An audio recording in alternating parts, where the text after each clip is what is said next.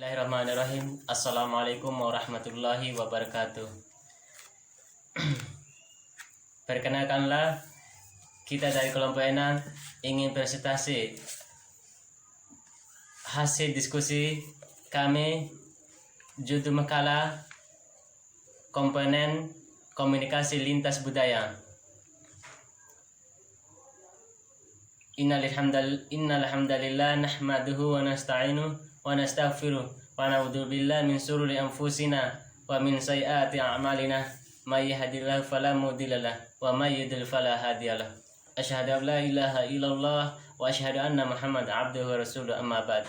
Segala puji hanya milik Allah yang telah memberikan berbagai macam kenikmatan, nikmat iman, Islam, lebih-lebih kesempatan hingga kita bisa menghirup udara segar. Tak lupa kita kirimkan salawat salam kepada junjungan kita Nabi Muhammadin SAW serta para sahabat, keluarga, pengikut, dan kita termasuk beristiqomah di jalannya. Baiklah, saya akan membacakan makalah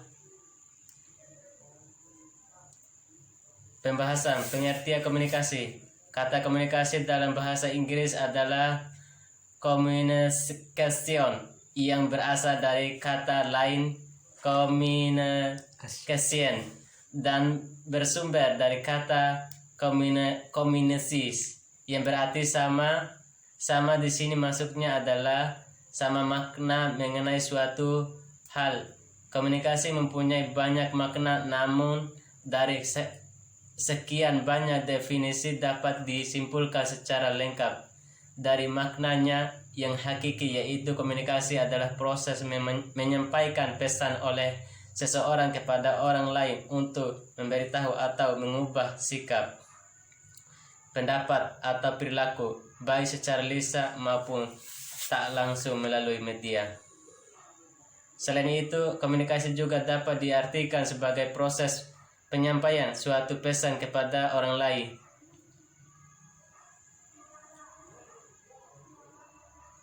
Laswell memiliki definisi lain tentang komunikasi. Definisi dari Laswell ini sangat sering didengar dan menjadi acuan dalam mempelajari komponen komunikasi.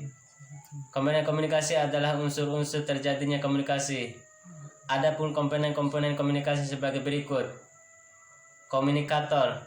Komunikator adalah orang yang menyampaikan pesan atau komunikasi kepada komunikan yang memiliki sebagai encoding, yaitu orang yang mengelola pesan-pesan atau informasi kepada orang lain. Pesan. Adapun yang dimaksud dengan pesan dalam proses komunikasi adalah suatu proses informasi yang akan dikirim si penerima pesan. Pernyataan yang didukung oleh lambang, bahasa, gambar, dan sebagainya. Ada berapa bentuk pesan di antaranya? A.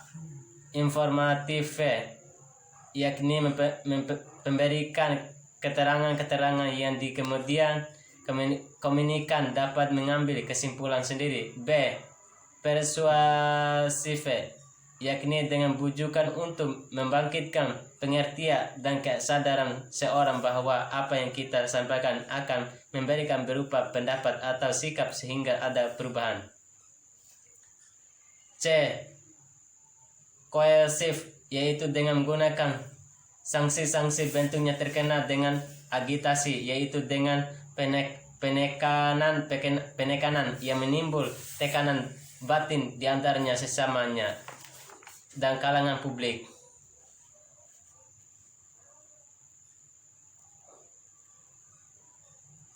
Memenuhi beberapa syarat sebagai berikut. 1. Pesan harus direncanakan atau dipersiapkan secara baik sesuai dengan kebutuhan kita. 2. Pesan dapat menggunakan bahasa yang dapat dimengerti kedua belah pihak. Pesan harus menarik minat kebutuhan publik penerima serta menimbulkan kepuasan.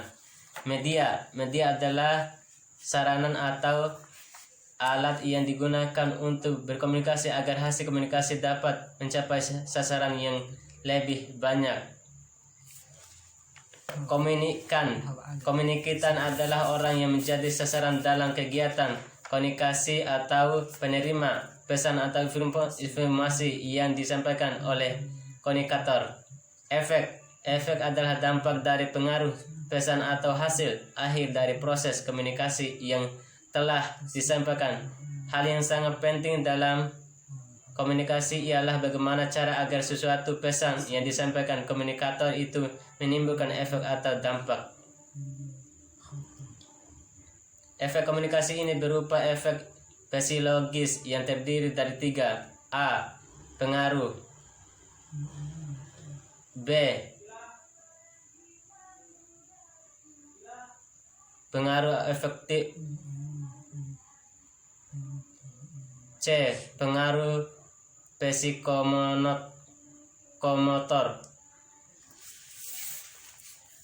Pengertian komunikasi lintas budaya. Komunikasi lintas budaya merupakan salah satu bidang kajian ilmu komunikasi yang lebih menekankan pada perbandingan pola-pola komunikasi antar pribadi di antara serta komunikasi yang berbeda kebudayaan. Pada awalnya, studi lintas budaya berasal dari perspektif antropologi sosial dan budaya, sehingga kajiannya lebih bersifat deskription, yakni penggambaran yang mendalam tentang perilaku komunikasi yang berdasar budaya tertentu. Komunikasi lintas budaya adalah terjadinya pengiriman pesan dari seorang yang berasal dari satu budaya yang berbeda dengan pihak penerima pesan. Bila disederhanakan, komunikasi lintas budaya ini memberi penekanan pada aspek perbedaan kebudayaan sebagai faktor yang menentukan bagi berlangsung proses komunikasi.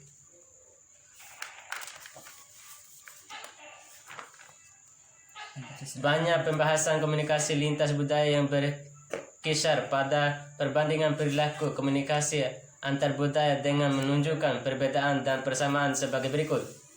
1. Persepsi. 2. Kognisi. 3. Sosialisasi. 4. Kepribadian. Tujuan komunikasi lintas budaya. Kebutuhan untuk mempelajari komunikasi lintas budaya semakin merasakan karena semakin terbuka pergaulan kita dengan orang-orang dari berbagai budaya yang berbeda.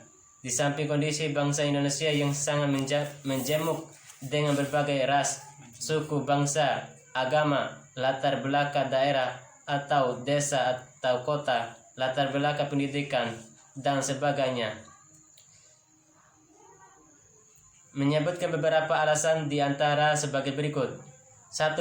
Dunia sedang menyusut dan kapasitas untuk memahami keanekaragaman budaya sangat diperlukan. 2. Semua budaya berfungsi dan penting bagi pengalaman anggota-anggota budaya tersebut, meskipun nilai-nilainya berbeda. 3. Nilai-nilai setiap masyarakat sebaik nilai-nilai masyarakat lainnya.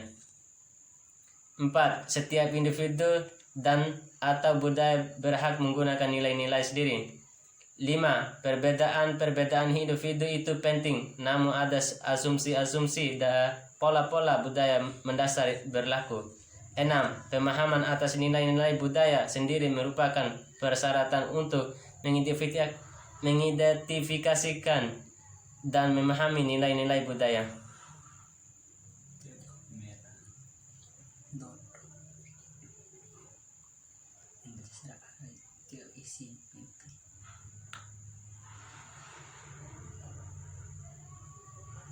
Sekian presentasi dari kita.